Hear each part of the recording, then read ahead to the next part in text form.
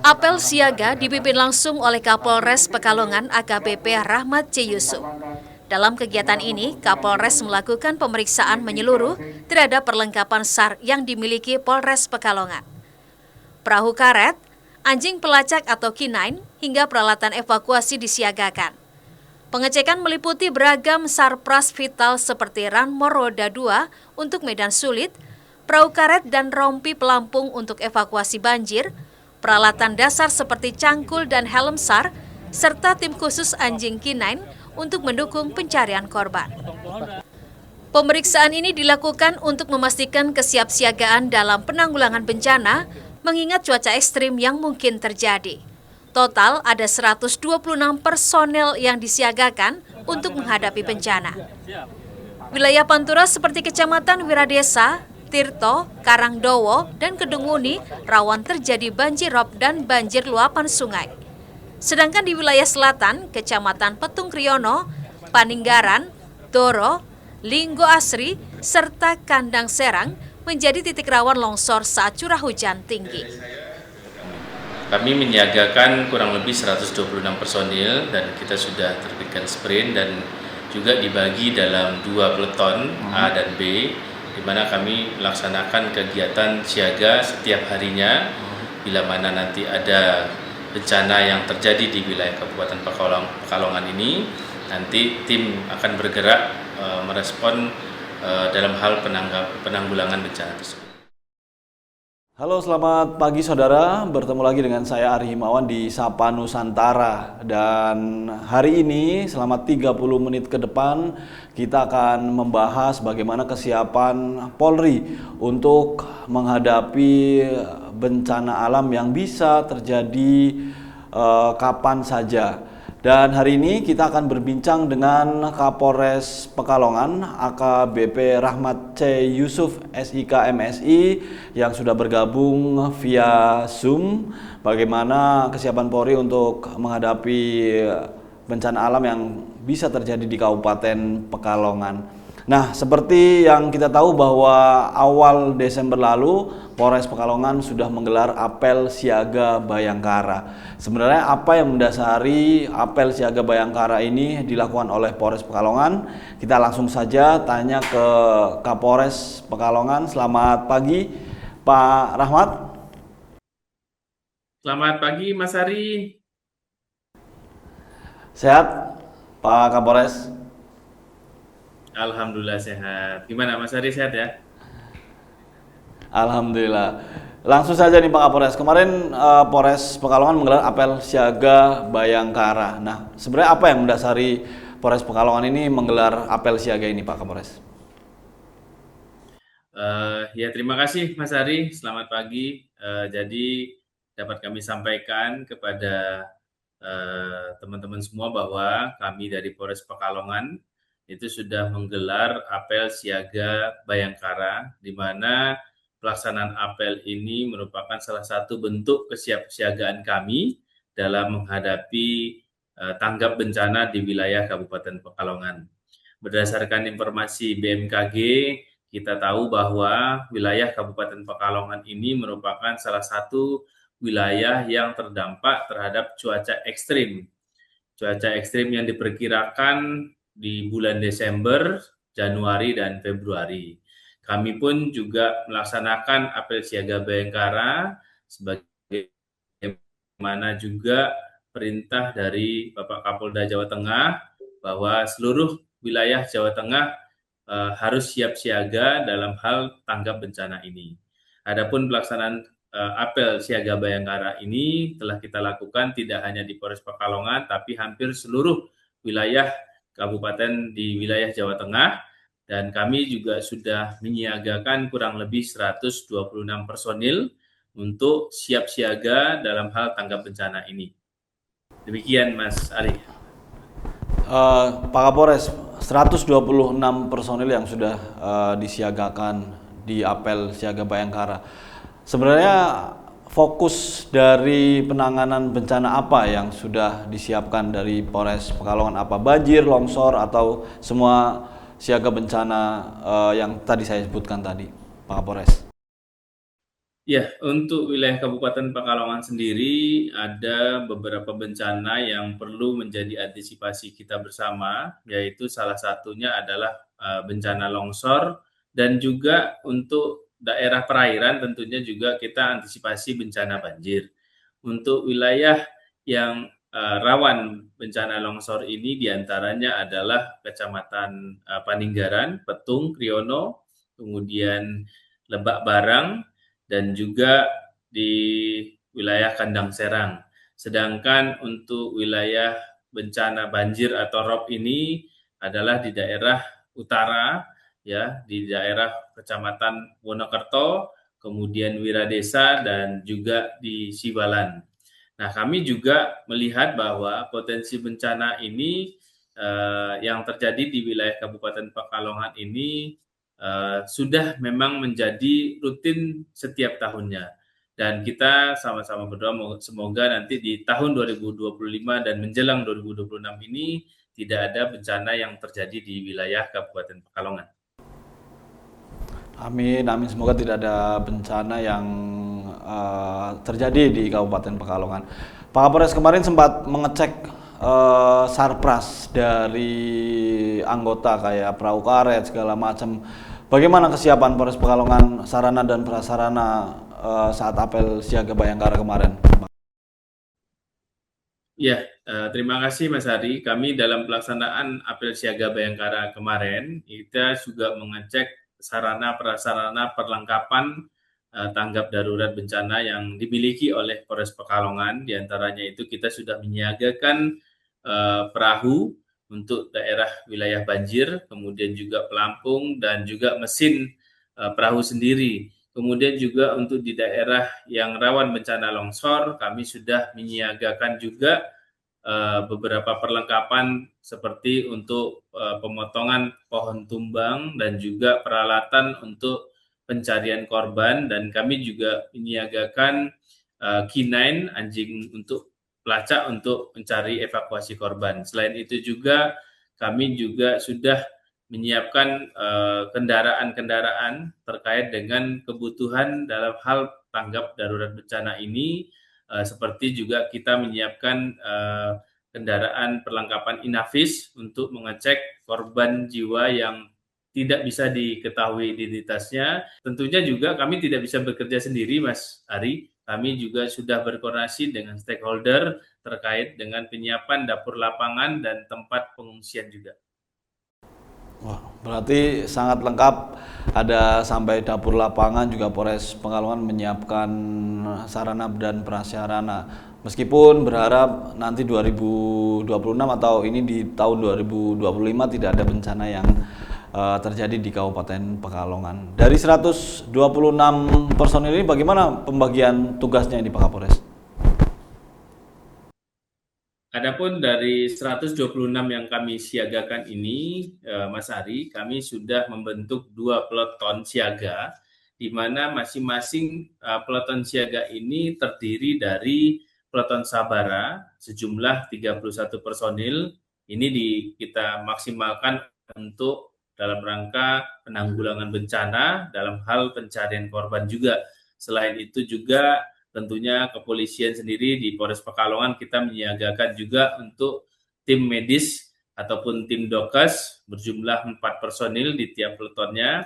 Kemudian juga kami menyiapkan untuk trauma healing bagi korban nantinya, di mana kami menyiagakan 5 personil di tiap peleton, sehingga nanti masyarakat yang terdampak nanti bisa diberikan trauma healing ataupun pendampingan supaya mereka bisa menghilangkan trauma pada saat menerima dampak bencana ini.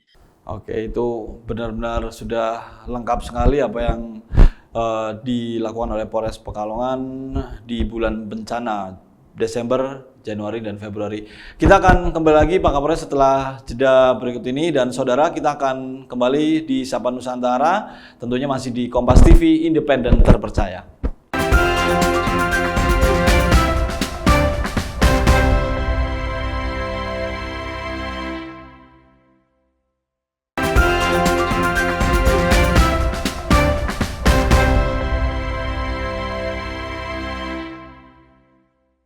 Kembali bersama saya Ari Himawan di Sapa Nusantara, Kompas TV independen terpercaya, dan masih bersama kita Kapolres Pekalongan AKBP Rahmat C. Yusuf SIK MSI, dan hari ini kita akan terus membahas bagaimana kesiapan Polri khususnya Polres Pekalongan menghadapi bulan bencana yaitu Desember, Januari, dan Februari. Pak Kapolres, kita sudah mendengar tadi bagaimana Pak Kapolres menjelaskan secara detail berapa personil di sisi misalkan di perahu karet atau misalkan di mana. Bagaimana untuk seberapa krusial Polri ini mempunyai tim tanggap bencana yang siap bekerja atau siap turun ke lapangan? Ya, terima kasih Mas Hari. Tentunya ini sangat krusial dalam hal sarana prasarana. Kami selain memiliki sarana prasarana sendiri, kami juga berkoordinasi dengan stakeholder yang ada. Namun dalam hal penanganan bencana, seperti contohnya penanganan longsor yang di daerah rawan longsor ini, tentunya peralatan yang kami gunakan ini sangat krusial. Kenapa? Karena pada saat dalam hal perbantuan kepada masyarakat, Polri harus paling terdepan. Kita harus bisa merespon dengan cepat pertolongan kepada masyarakat sehingga masyarakat bisa terbantu. Kemudian juga selain itu di daerah Pekalongan ini juga ada daerah yang rawan banjir dan longsor, Mas Ari. Dalam hal penyiapan personil sendiri dan sarana prasarana, untuk perahu karet kami juga sudah menyiagakan dalam hal untuk evakuasi korban dan juga untuk suplai dukungan logistik. Kayak perahu karet atau peralatan lain yang sudah disiapkan Polres Pekalongan, itu sudah disiapkan ke lokasi bencana atau masih di Polres? Apabila nanti dibutuhkan baru dikirim atau seperti apa Pak Polres? Sementara kami memang menyiagakan di Polres Pekalongan, namun untuk di setiap polsek itu yang ada daerah rawan bencana seperti daerah rawan longsor itu juga sudah disiagakan peralatan-peralatan dalam hal penanganan bencana. Seperti contoh di Kecamatan Petung yang memang menjadi sentralnya di Pekalongan untuk bencana, kami juga sudah menyiagakan atau standby-kan peralatan-peralatan seperti cangkul, kemudian senso, kemudian juga kami juga sudah koordinasi dengan Dinas PU untuk menyiagakan alat berat, kemudian juga kami juga sudah koordinasi untuk penanganan suplai logistik kepada masyarakat, dan juga untuk khususnya di daerah rawan banjir, seperti di Wiradesa, kemudian juga Siwalan dan Wonokerto, untuk Polsek sudah menyiagakan juga untuk perahu karet, supaya nanti bila mana terjadi banjir rob, Polsek sudah turun duluan dan kami personil siaga Bayangkara sudah meluncur langsung ke TKP ataupun daerah lokasi bencana tersebut. Pak Kapolres, kita tahu kalau Pantura rawan rob, kemudian daerah selatan seperti Petung rawan longsor. Bagaimana Polres atau polisi ini tidak tertinggal informasinya ketika melapor ke atasan atau melapor ke Pak Kapolres? Bagaimana mekanisme seperti ini agar Polres tetap mendapat informasi yang terdepan seperti itu, Pak Kapolres? Ya, Mas Hari, alhamdulillah kemarin kami di beberapa bulan sebelumnya kami sudah melaksanakan kegiatan-kegiatan rapat koordinasi mitigasi untuk wilayah di Kabupaten Pekalongan ini. Kami juga menghadirkan seluruh Forkopimda dan juga stakeholder yang terlibat dalam penanganan bencana, dan kami sudah sepakat bahwa kita semua bersinergi dengan membuat suatu wadah WA Group, sehingga nanti di daerah-daerah yang jauh, khususnya di daerah Petung dan Kandang Serang dan lainnya, itu bisa segera memberikan informasi melalui grup WA. Alhamdulillah untuk kurang lebih 3 bulan ini setiap ada bencana seperti pohon tumbang, kemudian juga longsor kecil ataupun masih minor, itu langsung diinformasikan dan tim kami langsung turun ke TKP untuk memberikan bantuan masyarakat.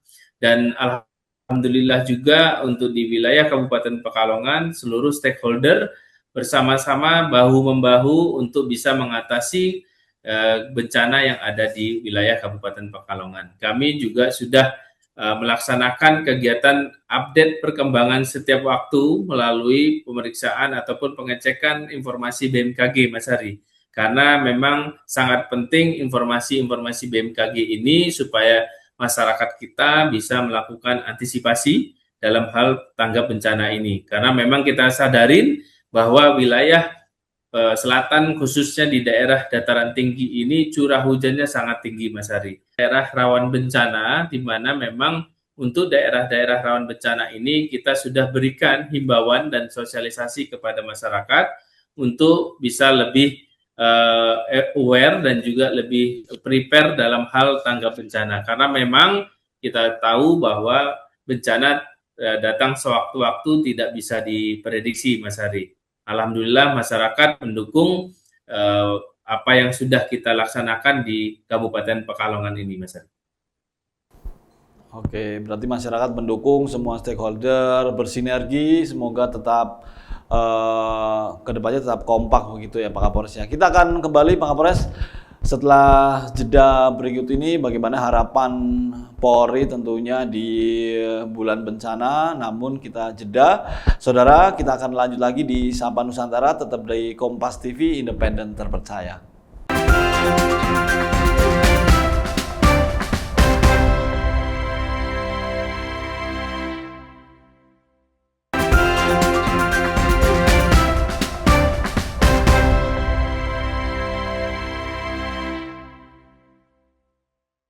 Terima kasih masih setia bersama kami di Sapa Nusantara di Kompas TV Independen Terpercaya. Dan hari ini di segmen terakhir masih bersama kita Kapolres Pekalongan AKBP Rahmat C. Yusuf yang sudah membahas secara lengkap bagaimana kesiapsiagaan Polri menghadapi bencana alam yang bisa saja terjadi kapanpun. Dan kita lanjut lagi Pak Kapolres, bagaimana Polri ini memaksimalkan peran Babin Kamtibmas agar wilayahnya tetap terjaga, agar wilayahnya tetap kondusif seperti itu, apalagi di bulan-bulan bencana seperti ini.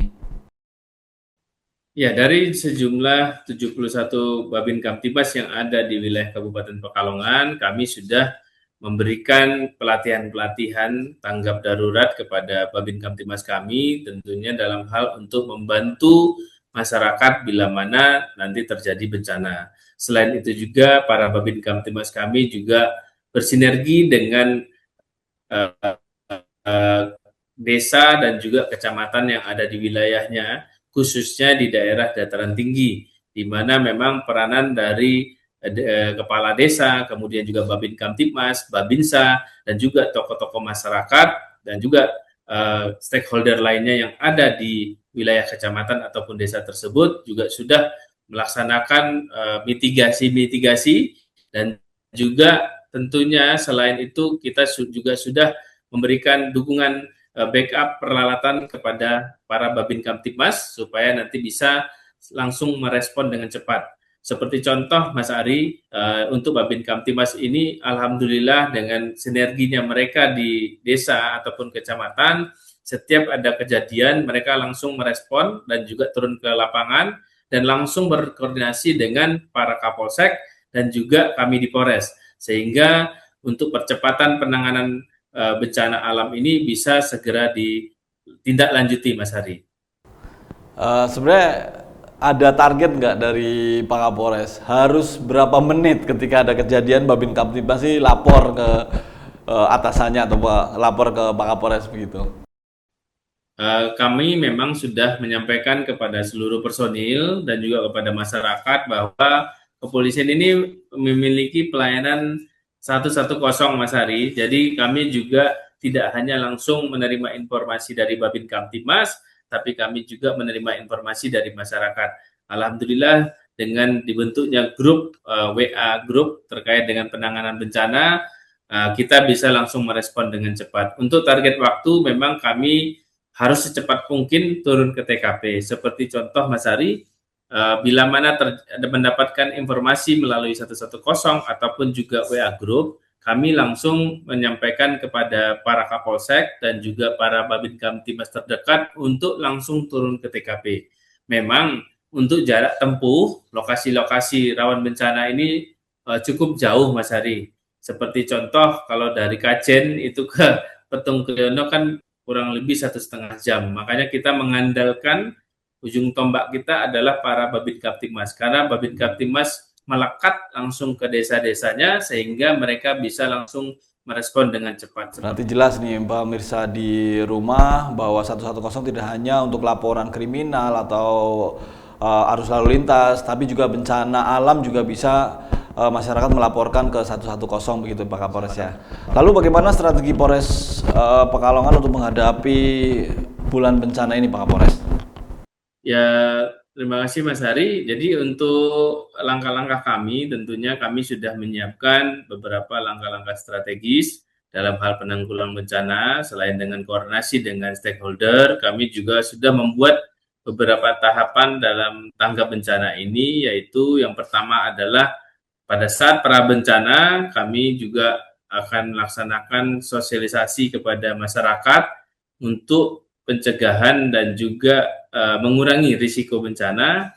Kemudian juga tadi yang kami sampaikan bahwa informasi BMKG ini merupakan peringatan dini sehingga harus bisa direspon masyarakat juga. Kemudian juga kami melaksanakan penggelaran dan pengerahan semua sumber daya yang bisa kami gunakan untuk membantu masyarakat, baik itu dari Polri sendiri maupun juga stakeholder lainnya.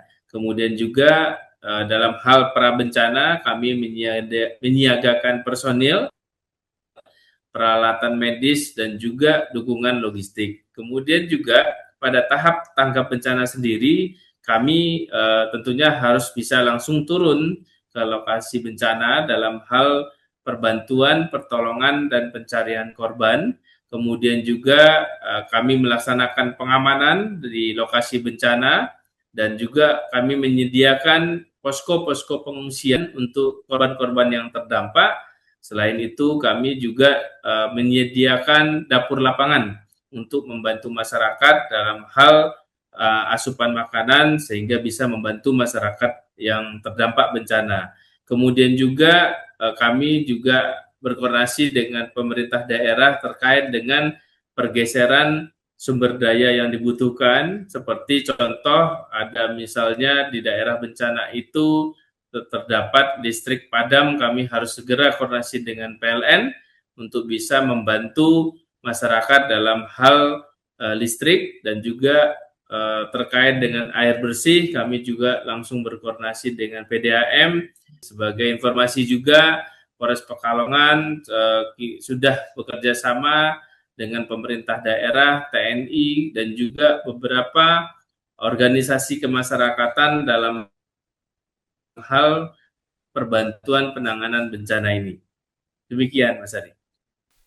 Terakhir, Pak Kapolres, harapan dari Polri sendiri setelah diadakannya apel siaga Bayangkara seperti apa, Pak Kapolres? Ya, kami tentunya berharap dengan kegiatan-kegiatan yang sudah kami siagakan ini bisa membantu masyarakat yang terdampak dan juga kami selalu siap siaga dalam hal memberikan pertolongan kepada masyarakat dan kami juga menghimbau kepada masyarakat di wilayah Kabupaten Pekalongan dengan informasi dari BMKG terkait dengan peringatan dini terkait dengan cuaca ekstrim ini, kita harus sama-sama waspadai dan juga harus bisa berkolaborasi bersama supaya tidak terjadi bencana di wilayah kita. Dan dalam hal tanggap darurat sendiri, kita harapkan seluruh stakeholder dan pemerintah daerah bisa segera merespon dengan cepat untuk memberikan pertolongan kepada masyarakat kita. Oke, terima kasih Pak Kapolres. Pada intinya Polri siap siaga untuk masyarakat di bulan-bulan bencana ini setelah apel siaga Bayangkara kemarin ya Pak Kapolres. Terima kasih Kapolres Pekalongan AKBP Rahmat Yusuf SIK MSI yang sudah bergabung di Sapa Nusantara. Semoga bermanfaat untuk pemirsa di rumah yang menyaksikan Sapa Nusantara. Kita akan kembali lagi di Sapa Nusantara berikutnya. Saya Ari Himawan. Terima kasih. Kompas TV, independen, terpercaya.